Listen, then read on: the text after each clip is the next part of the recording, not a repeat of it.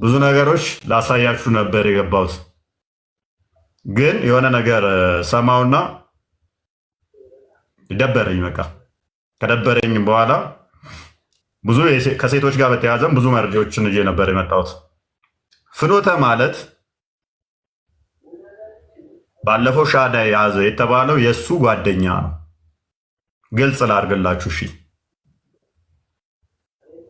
ጳጳስ የተባለው የእሱ ጓደኛው ነው። እንደዚህ ውጭ እንወስድሃለን ብለው ሻዳ ሲያዙት የእሱ ጓደኛው ነው። ፎቶ የተለቀቀውም የእሱ ነው። ሜቢ ግልጽ እንዲሆንላችሁ ከፈለጋችሁ እያንዳንዱን ደውሎ ሪከርድ እዞበታል።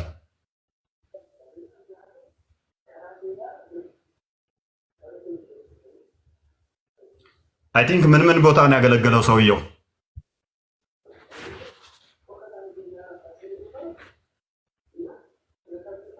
ውሳና ምንድን ነው እሱ? የካህናት አሰልጣኝ ምናምን ነገር ነው። አንድ ሌላ ቦታስ? ዝዋይ ወልቂጤ ነው። ኦኬ። ስለዚህ እንደዚህ ፈትፍቼ እንዳበላችሁ ከፈለጋችሁ ዲስ ማች መሄድ እንችላለን ማለት ነው። የእሱ ጓደኛው ነው። ፕላስ ደግሞ ባለፈው እዩ ጩፋ ጋር ሞሎክሴ ነኝ ብሎ ከዛ በኋላ ፕሮቴስታንት ሆኖ ከዛ በኋላ ወደ እንግሊዝ ነው የተላከው አይደለ?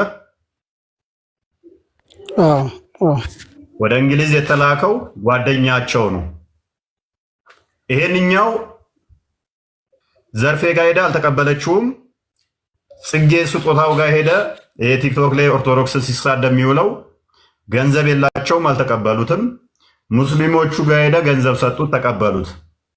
ይሄንኛውን አሁን ና ገንዘብ ይሄን እነኞቹ ይሻላሉ፣ ገንዘብ እነኚህ ይሰጡሃል እያሉ እሱንም እንትን እያሉት ነው። ሜቢ አሁንም አይገባችሁም? አኝኬ ላውጣችሁ እንደ ሕፃን ልጅ ገብቶናል። ጀማ ናቸው። ቆይ ያልጠየኩሽም አንቺን። ጀማ ናቸው። ጀማዎቹ እንዳለ ጓደኛ ናቸው። የገንዘብ ችግር አለ። ያንኛው ዘርፌ ገንዘብ የለኝም ማለችው። ጽጌ ስጦታው ደግሞ እንደዚሁ ቲክቶክ ላይ ይሰራልና እንዲዋለው የፈለገው ሰውየው ገንዘብ ነው። ስለዚህ እነኚዎቹ ኦፈር አቀረቡለት። ምን ወደ ውጭ እንልካለን ለ6 ወር 6,000 ብር። ተሳሳትኩ ፍኖተ? ስንት ነው ደሞዝ? ትክክል። ይሄንኛውን ነጥቀን ያመጣ ነው እንዳይሄድ ወደዛ። የኛው ወንድማችን ስለሆነ ገንዘብ ስላላታለለው ነው ያለው።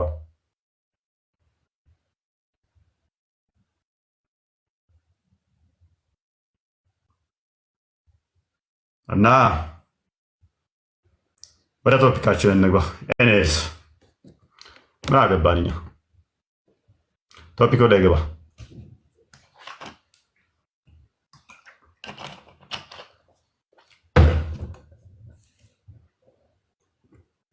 ባይዘይ ኡስታዙ ብገባ ደስ ይለናል። ይህንን ያደረከው አንተ ስለሆንክ ማለት ነው። በገንዘብ እየገዛህ ያለው አንተ ስለሆንክ አስተምረን እንደማቀየር ስለምናቅ ማለት ነው። ና ግባ እስኪ አንተ በገንዘብ አልገዛዋቸውም ካልክ ብገባ ደስ ይለናል።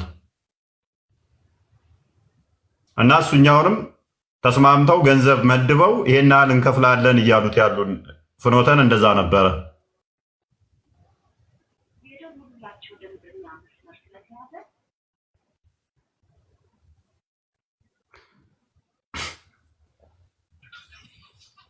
ጥያቄ መጠየቅ ይችላል። ቶፒኩ ላይ ክፈትላት። ቶፒኩ ላይ አውሩ። አሁን ባነሳው ዙሪያ ቀጥይሽ። የምታውቂው ነገር አለ? የማውቀው ነገር የለም። ካላወቅሽ ታዲያ የገዛውና እምነት በብር ይገዛል እንዴ? ኡስታዝሽ ገዛ። ምን እናድርገው? በገንዘብ ይደልላል። በገንዘብ ይደልላል። እምነቱ የገባው ሰው በአንድ በእግዚአብሔር የሚያምን ሰው እኮ በገንዘብ አይገዛም። አንድ የሃይማኖት መሪ የሆነ ዓለምን በእጁ ብታረግለት ራሱ ወደ አንተ ይመጣል። ትክክል ነሽ ዱቤ እስኪ አንድ ኡስታዝ በገንዘብ ግዛ አንተ የእናንተ ሃይማኖት ዱቤ። በመጀመሪያ ደረጃ እኛ የተቸገረን በገንዘብ አንገዛም። አይምሮ አለን፣ እናገናዝባለን። ከተቸገረ እናበላዋለን፣ እናጠጣዋለን። ከፈለገ ክርስቲያን ይሁን ከፈለገ ሙስሊም ይሁን። ሙስሊሞች ለመርዳት እንኳን ሃይማኖት ለይተው ነው አንድ በሉ። ሁለተኛ ክርስቲያን ሆናችሁ ብረዷቸው እንኳን ገብተው የሚሏችሁ ምንድን ነው? አላህ ሂዳያ ይስጥ ነው እንጂ እግዚአብሔር ይስጥህ እናመሰግናለን አይሏችሁም። ስጦታችሁን እንኳን ምንድን ነው የሚሉት?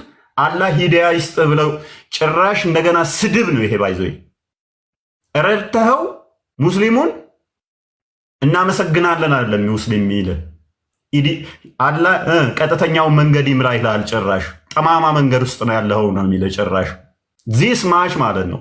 ሂዱና አሁን ክርስቲያን የሚረዷቸው ላይ እዩ፣ ሙስሊሞችን ሲረዱ ኮመንቱን ግቡና እዩ። አላህ ቀጥተኛ መንገድ ይምራ ይሉታል ጭራሽ ማለት ነው። ወይን አይተው ዝም አይሉ። ስድብ ነው ይሄ በጣም እና በችግር ገብተው ገንዘብ እየሰጡ እንደዚህ ያደረጉት ብዙዎች መረጃ ማውጣት ስለምንችል ክርስቲያኖች ምንድነው እሱ የምንሰሩት ምንድነው እንደዚህ አትርዱ ወርዱ ብለን አንልም። ምክንያቱም ከተራበ ማንኛውንም መርዳት ማብላት ይሄ ሰብአዊነት ስለሆነ፣ እንደውም ቢቸገር ከክርስቲያኑ ልቅ መርዳት ያለባችሁ ሙስሊሙን ነው። ሙስሊም ወገናችሁን ልረዱት ይገባል። በተራበበት በተቸገረበት ገብታችሁ ሃይማኖት ማስቀየር በጣም ይህ ቆሻሻ አስተሳሰብ ነው። እንደውም ከራሳችሁ ይልቅ ለዛኛው ነው ማድረግ ያለባችሁ። እስልምና ላይ ግን እንደዛ አይደለም። በድህነቱ ገብቶ ይሄንን ማድረግ ባይዘይ ሰው ፕሮቴስታንት ነው እንደሚለው የነኞቹ ደግሞ የከፋ ነው። 3 ሱቅ እንኳን ቢኖር 1 2 3 ሱቅ ቢኖር ይሄንኛው የክርስቲያን ቢሆን ይሄኛው የሙስሊም ይሄም የክርስቲያን ይሄም የክርስቲያን ይሄኛው የሙስሊም ቢሆን ልብ በሉ እዚህ ጋር ከሆነ የሚኖሩት እነኝን አልፈው እዚህ ጋር መጥተው ነው የሚገዙት። ኢኮኖሚካሊ የተሰራ ነው ይሄ ዶክመንቱ ስላለ ማለት ነው። 1 2 3 ሱቅ አልፈው 4ኛ መጥተው ነው የሚገዙት። በፍጹም ከዚህኛው ጋር አይገዙም። እዚህ ጋር እየኖሩ ከዚህኛው አይገዙ። እንዲህ ዘለው እዚህ መጥተው ነው የሚገዙት። ብዙ ማለት እንችል ነበር። ኤኒዌይስ ወደ ቶፒኩ እንለፍ። ቶፒኩ ላይ ፎከስ እናድርግ። ሉቤች ራቢቢና ሲያሰረጅና የቁርአን ክፍል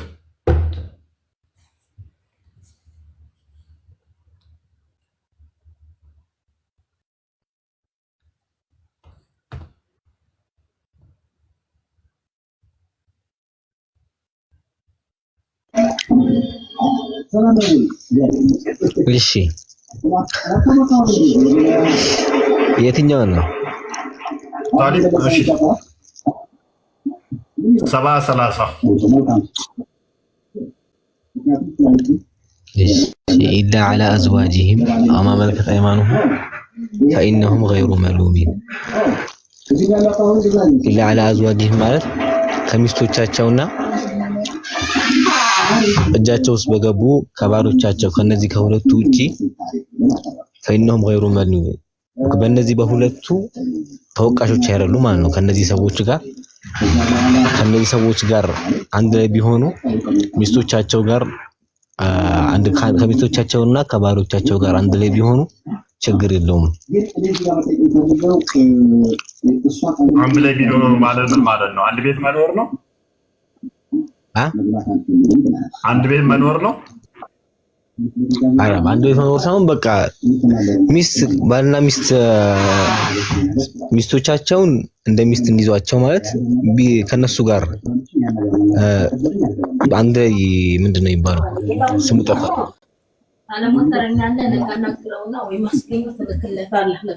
ከላይ ጀምረው ቁርአኑ ዱቤ ሚዩት አድርጊ። እሺ አንድ ላይ ቢኖሩ ማለት ሳይሆን እንደ ሚስት ቢዟቸው። ስለዚህ አንድ ሙስሊም ሚስቶቹንና ባሪዎቹን ወይንም በእጆቹ ያዛቸውን እንደ ሚስት ቢይዛቸው ተጠያቂ አይሆንም። ሚስቱንና ባሪያ ተጠያቂ አይሆንም። ኦኬ ስለዚህ አንድ ሙስሊም ወንድ ሚስት ያገባል ከዛ ደግሞ ባሪያዎቹንም ግንኙነት ቢያደርግ ተጠያቂ አይደለም ከባሮቹ ጋር በአሁኑ ሰዓት ላይ የለም ድሮ በድሮ ጊዜ ግን ቢያደርግ ተጠያቂ አይደለም ሰሊም የቁርአን ለድሮ ብቻ የሚሰራው አሁንም ይሰራል አሁን ላይ ቢኖር ነው አሁን ላይ የለም አሁን ላይ ባሪያ አለ አሁን ላይ የባሪያ ንግድ ያስቀረው ቆይ ሰሊም የለም ጂዚያ የለም ጂዚያ የለም ማለት ቁርአኑ ቀርቷል ማለት አይደለም ቆይ ሰሊም ቁርአኑን ያስቀረው ቁርአኑ ላይ ያስቀረው አሁን ያለው ነባራዊ አሁን ባለንበት ክፍለ ዘመን ላይ የባሪያ ንግድ አለ አሁን ላይ ኢትዮጵያ ላይ አለ ቆይ እኔ አልጠየቅኩም እሱ ቁርአኑ ካላስቀረው እኮ ወንድሞች በዛ መልኩ ነው ሰሊምዬ አዳምጠኛ ቁርአኑ ይሄ ቁርአን እስከ ቂያማ ቀን ያገለግላል አያገለግልም ያገለግላል መልካም ቁርአኑ ያልሻረውን እንደሆነ ሁማን ራይት ስለከለከለውና ስላስቀረው ይሄንን አስተምሮትን ቀርቷል ማለት ይቻላል ቀርቷል እኮ አላልኩም አሁን ላይ የባሪያ ሁኔታ አሁን ላይ የለም ነው እንጂ ቀርቷል ማለት አይደለም እኔም እያልኩ ያለሁት ምንድነው እሱ የለም ስትል ሁማን ራይት አስከለከሉት የሰዎች የሰብአዊ መብት የሚሟገቱ ይሄ ጤናማ አይደለም ብለው አገዱ ሰው ልጅም በባርነት መያዝ ትክክል አይደለም አሉ እንጂ ቁርአኑ ትክክል አይደለም እንዳትገናኙአቸው ብሎ ከልክሏል ቁርአኑ አልከለከለም ሁማን ራይቶች ግን ከልክለዋል ሰብአዊ መብት ተሟጋቾች ግን ከልክለዋል ይሄንን አይደለ የከለከሉት እኔ ሁማን ራይት ነው እነሱ አያውቅም ግን ቁርአኑ አልከለከለም መልካም እሺ ይሄ ጤናማ ነው ብለህ ተቀበለዋለህ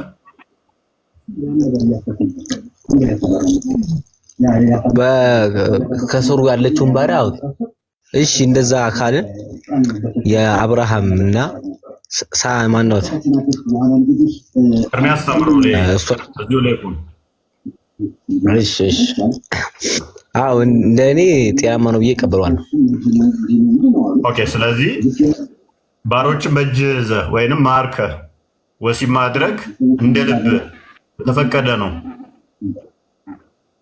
እንደዚህ ልቅ ይሆን ስለዚህ እንዳንተ ልቅ አታውጣ ስለዚህ በቃ ከባሮቻቸው ጋር መገናኘት ይችላሉ እንጂ እንደዚህ እንደ ልቅ እንደፈለገ ምናምን እንደዚህ ላይ የተባለ ነገር የለም አሁን ነው ሚስቶች ገደባቸው ይታወቃል አይደል ሰሊም ይታወቃል ማክሲመም 4 ነው የደውላቸው የምታምኑት የባሮቹ ገደብ ግን ይታወቃል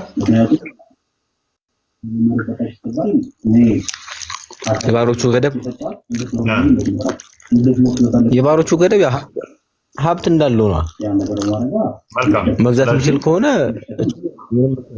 ስለዚህ በዚህ በአንደኛው ሴንቸሪ ላይ ቁጭ ብለህ ስታስበው በአንደኛው ሴንቸሪ ላይ ቁጭ ብለህ ስታስበው ያስተምሮ ጤናማ ነው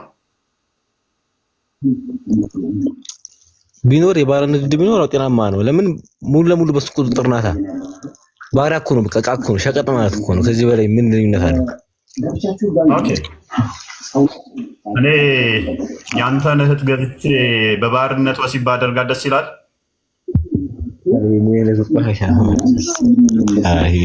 ለምን ቆሻሻ ነህ ትለኛለህ ይሄ እኮ the same thing ያችም እህት እኮ ወንድም ይኖራታል ወንድሟ እኮ እንደዚሁ ነው የሚዘገንነው አየህ ቆሻሻ ነው ብሎኝ ወጣ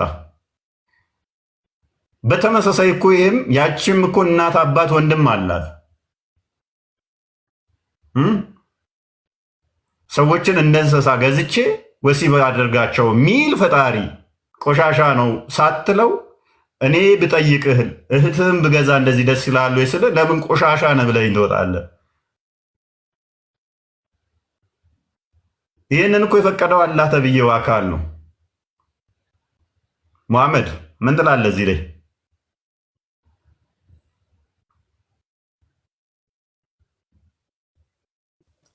አይኔ በቃ ያው ብዙ ትምህርቶችን እየወሰድኩ ነው ያው ለመማር ነው እዚህ ያለውን ነገር ለማወቅ ነው የገቡት ምለው ነገር ምንም ነገር የለኝም።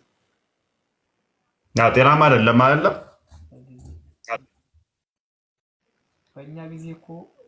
ያው እኔ ትናንትና አውርቻለሁ። እውነት ፈላጊ ነኝ ብዬ ትናንትና አውርቼ ነበርና ያው አሁንም በቃ ላይ ለኔ እውነትን ብቻ ነው ፈልገው። መልካም እሺ። እና ለመማር ፈልጌ ነው ያለውን ነገር እያዳመጥኩ ነው። እሺ